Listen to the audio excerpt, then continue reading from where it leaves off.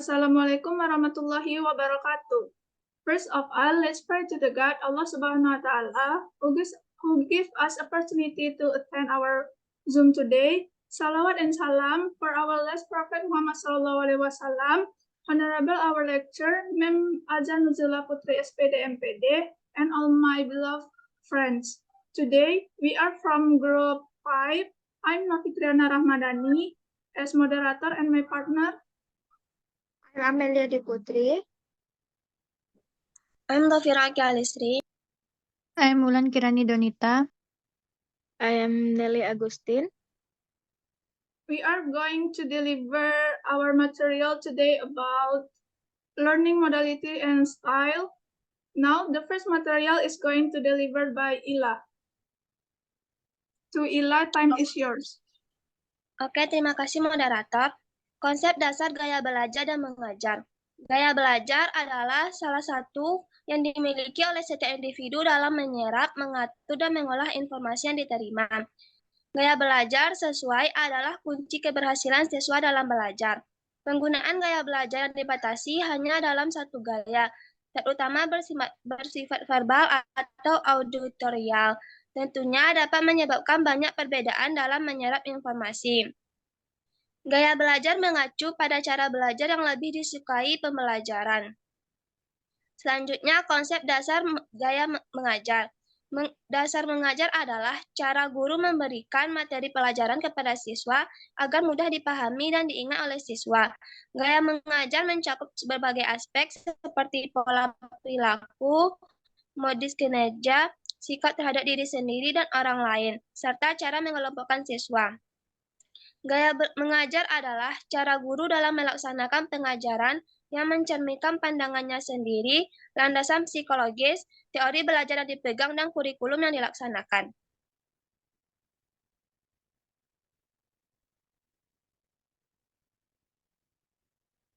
Okay, thanks to Ila. The next material explained by Amel. To Amel, time is yours. Oke, terima kasih moderator. Selanjutnya yaitu modalitas. Apa sih modalitas belajar itu? Jadi, modalitas belajar adalah cara seseorang dalam menyerap informasi melalui indera yang dimilikinya. Nah, cara tercepat bagi otak untuk menyerap informasi, berinteraksi, dan berkomunikasi. Modalitas belajar ini digunakan untuk memanfaatkan gaya belajar siswa, karena pemanfaatan gaya belajar siswa yang tepat berpengaruh kuat terhadap keberhasilan proses belajar siswa. Modalitas belajar ini terdiri dari 3 macam, yaitu ada yang visual, auditorial, dan kinestetik. Yang mana visual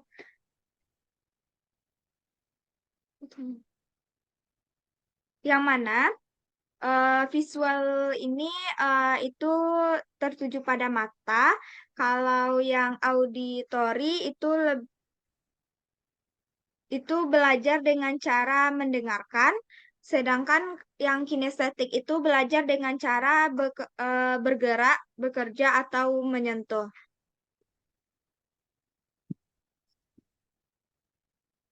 Nah, kita akan membahas yang pertama, yaitu yang gaya belajar visual, yang mana gaya belajar visual ini bertumpu pada mata.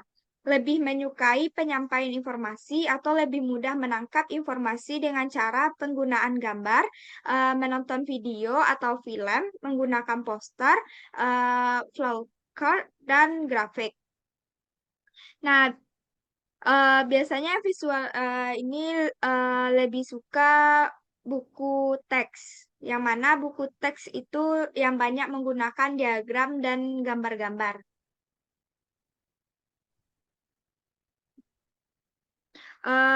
Informasi yang dituliskan dengan warna-warna yang berbeda dan biasanya diberi highlight serta menggunakan simbol-simbol. Mind map akan banyak membantunya untuk lebih mengelola dan mengingat informasi. Nah, selanjutnya yaitu cara belajar orang visual itu yaitu biasanya orang visual itu membuat catatan atau peta buku teks yang ilustrasinya dengan menggunakan pikiran. Nah, kemudian mengganti teks dengan gambar atau simbol atau singkatan atau panah-panah. Selanjutnya dengan cara membuat catatan menggunakan pulpen yang berwarna dan menarik agar mudah dipahami. Selanjutnya yaitu karakteristik dari orang visual itu sendiri, yaitu biasanya orang visual itu rapi dan teratur, berbicara dengan cepat, perencanaan dan pengaturan jangka panjang yang baik, teliti terhadap hal-hal yang detail, mementingkan penampilan, mengeja dengan baik dan dapat melihat kata-kata yang sebenarnya dalam pikiran mereka, mengingat apa yang dilihat daripada apa yang didengar, mengingat dengan asosial visual, tidak terganggu oleh keributan, membaca dan tekun, dan mencoret-coret tanpa arti selama berbicara di telepon dan dalam belajar tanpa gambar. Nah, selanjutnya yaitu strategi untuk mempermudah proses belajar anak visual, yaitu dengan cara yang pertama gunakan materi visual seperti gambar, diagram, dan peta. Yang kedua gunakan warna atau meng-highlight hal-hal yang penting. Yang ketiga, ajak anak untuk membaca buku-buku berilustrasi. Yang keempat, gunakan multimedia, contohnya seperti komputer dan video. Dan yang terakhir yaitu ajak anak untuk mencoba mengilustrasikan ide-idenya ke dalam gambar. Nah, selanjutnya yaitu gaya belajar auditori. Yang mana gaya belajar auditori ini bertumpu pada pendengaran. Biasanya lebih suka belajar dan lebih mudah menerima informasi dengan cara berdiskusi dengan teman atau guru, menjelaskan ide kepada orang lain, atau menghadiri kelas atau ceramah atau perkuliahan. Nah, cara belajar orang auditori ini yaitu yang pertama mendiskusikan isi pelajaran atau isi buku, lalu mencatat hasil diskusi tersebut. Kemudian membaca ringkasan dengan keras, merekam catatan dan mendengarkan rekaman itu, dan meminta orang lain untuk mendengarkan penjelasan mereka tentang suatu topik. Nah, berikut ini karakteristik orang auditori, yaitu berbicara. Yang pertama, berbicara kepada diri sendiri ketika belajar atau bekerja. Yang kedua, mudah terganggu dengan keributan. Yang ketiga, menggerakkan bibir dan mengucapkan tulisan di buku ketika membaca. Yang keempat, senang membaca dengan keras dan mendengarkan. Yang kelima, dapat mengulang kembali dan menirukan nada atau irama. Yang keenam, merasa kesulitan untuk menulis tetapi hebat dalam bercerita. Yang ketujuh, berbicara dalam irama yang terpola. Yang kedelapan, biasanya fasih berbicara. Sembilan, lebih suka musik daripada seni lainnya. Yang ke-10, belajar dengan mendengarkan dan mengingat. Dan yang terakhir, lebih suka gurauan lisan daripada baca komik. Nah, selanjutnya yaitu strategi untuk mempermudah proses belajar anak auditori ini. Yang pertama, ajak anak untuk ikut berpartisipasi dalam diskusi, baik di dalam kelas maupun di dalam keluarga. Yang kedua, dorong anak untuk membaca materi pelajaran yang keras. Yang ketiga, gunakan musik atau mengajarkan anak. Yang keempat, diskusikan ide dengan anak secara verbal. Yang kelima, biarkan anak merekam materi pelajarannya ke dalam kaset dan dorong dia untuk mendengarkan sebelum tidur. Nah, selanjutnya yaitu gaya belajar kinestetik, yang mana gaya belajar kinestetik ini bertumpu pada gaya gerak langsung, yaitu lebih suka mempraktekkan secara langsung. Nah, biasanya lebih mudah mengelola atau menerima informasi dengan cara menggunakan inderanya, yaitu melihat, menyentuh, membau, mendengarkan. Studi kunjungan ke lapangan, contoh-contoh nyata, aplikasi sehari-hari, pengalaman langsung, dan trial error.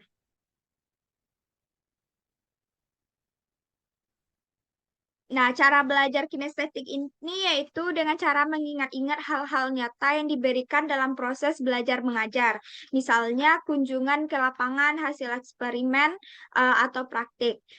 membuat ringkasan tentang topik pembelajaran, masukkan contoh-contoh nyata dalam konsep-konsep tersebut, misalnya aplikasi sehari-hari atau studi kasus.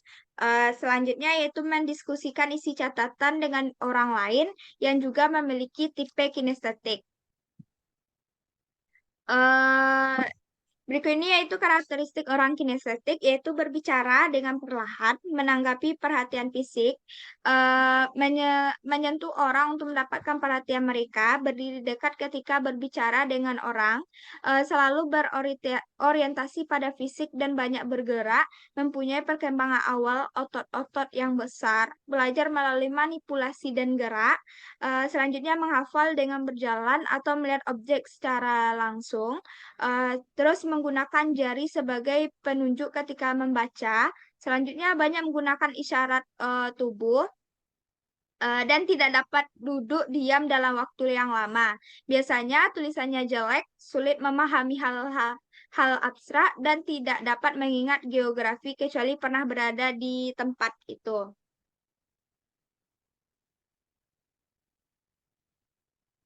Nah, yang terakhir yaitu strategi untuk mempermudah proses belajar anak kinestetik. Yang pertama, jangan paksakan anak untuk belajar sampai berjam-jam. Ajak anak untuk belajar sambil eksplorasi lingkungan. Atau ajak dia baca sambil bersepeda. Gunakan objek sesungguhnya untuk belajar konsep baru. Yang ketiga, izinkan anak untuk mengunyah permen karet pada saat belajar. Yang keempat, gunakan warna terang untuk meng-highlight hal-hal penting dalam bacaan. Dan yang terakhir, izinkan anak untuk belajar sambil mendengarkan musik. Nah, itulah penyampaian materi dari saya. Selanjutnya, saya kembalikan kepada moderator. Okay, thanks to Amel. The next material explained by me. Materi selanjutnya itu ada upaya peningkatan modalitas pembelajaran. Jadi untuk modalitas pembelajaran agar mencapai tujuan yang diinginkan, tentunya ada upaya peningkatan.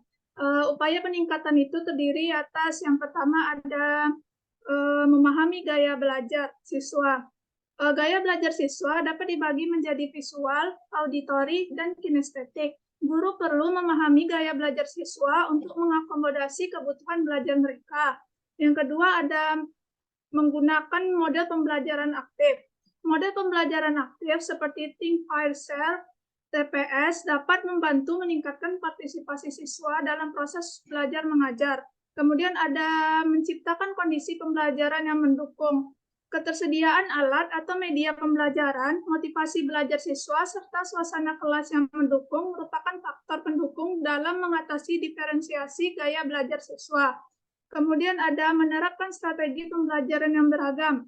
Dengan memperhatikan modalitas belajar yang berbeda, guru dapat memilih metode belajar yang paling relevan dan sesuai dengan kebutuhan siswa. Okay.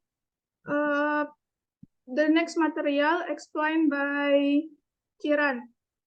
To Kiran, time is yours.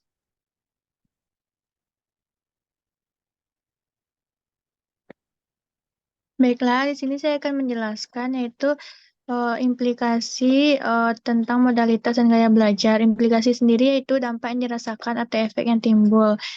Yang pertama yaitu improve understanding, meningkatkan pemahaman. Siswa yang belajar dengan modalitas yang sesuai dengan preferensi mereka cenderung lebih mudah memahami materi pelajaran. Misalnya, siswa dengan preferensi modalitas belajar visual cenderung lebih mudah memahami materi dengan menggunakan gambar atau diagram. Yang kedua yaitu improve motivation, meningkatkan motivasi. Siswa yang belajar dengan modalitas yang sesuai dengan preferensi mereka cenderung lebih termotivasi dalam pembelajaran. Misalnya, siswa dengan preferensi modalitas belajar kinestetik cenderung lebih termotivasi dalam pembelajaran dengan melakukan aktivitas fisik atau praktik langsung. Yang ketiga yaitu improve learning outcomes, yaitu meningkatkan hasil belajar. Siswa yang belajar dengan modalitas yang sesuai dengan preferensi mereka cenderung mencapai hasil belajar yang lebih baik. Misalnya, siswa dengan preferensi modalitas belajar auditorial cenderung mencapai hasil belajar yang lebih baik dengan mendengarkan penjelasan dari guru atau rekaman dari audio. Sekian materi dari saya kembalikan kepada moderator. Okay, thanks to Kiran. The next material explained by Nelly. To Nelly, time is yours. Baik, terima kasih kepada moderator. Saya akan menjelaskan materi Application of Learning Modalities and Styles in Learning, yaitu penerapan modalitas belajar dan gaya belajar oleh guru di sekolah. Penerapan modalitas dan gaya belajar dalam pembelajaran merupakan langkah yang penting untuk memastikan bahwa setiap siswa dapat memahami dan menyerap materi dengan efektif. Modalitas belajar merujuk kepada cara-cara spesifik di mana siswa belajar dan memperoleh informasi. Sedangkan gaya belajar merujuk pada preferensi individu seseorang dalam memahami serta mengolah informasi tersebut. Nah, dalam penerapannya ada 3 gaya belajar. Yang pertama yaitu visual. Siswa dengan gaya belajar visual dapat belajar dengan baik melalui gambar, diagram, grafik, dan video. Nah, kita sebagai guru dapat menggunakan papan tulis, presentasi visual, diskusi dan multimedia dalam pengajaran anak-anak dengan gaya belajar visual, serta dengan memberikan tugas visual seperti membuat poster atau slide presentasi. Yang kedua, auditori. Siswa dengan gaya belajar auditori memerlukan pemahaman melalui penjelasan lisan. Nah, kita sebagai guru, kita dapat menggunakan metode pembelajaran dengan lisan, yaitu dengan diskusi kelompok atau perekaman audio untuk membantu siswa belajar dan memahami materi. Yang ketiga, siswa dengan gaya belajar kinestetik, mereka lebih baik melalui pengalaman fisik atau pemecahan masalah secara praktis. Kita sebagai guru dapat melibatkan siswa dalam kegiatan praktis, eksperimen, permainan peran, atau proyek yang melibatkan gerakan dan tindakan fisik. Nah, untuk menerapkan modalitas dan gaya belajar dalam pembelajaran, kita sebagai guru dapat menggunakan pendekatan yang beragam dalam menyampaikan materi pembelajaran, serta mengadakan kegiatan atau tugas yang sesuai dengan preferensi belajar individu. Dengan itu, pembelajaran dapat menjadi lebih efektif dan siswa dapat secara aktif terlibat dalam proses pembelajaran. Sekian materi dari saya kembalikan kepada moderator. Okay, thanks to Nelly. Maka setelah berakhirnya penjelasan dari Nelly, maka berakhir pula penjelasan dari kelompok 5 tentang modalitas pembelajaran dan gaya belajar. Sekian dari kelompok 5, saya ucapkan Assalamualaikum warahmatullahi wabarakatuh.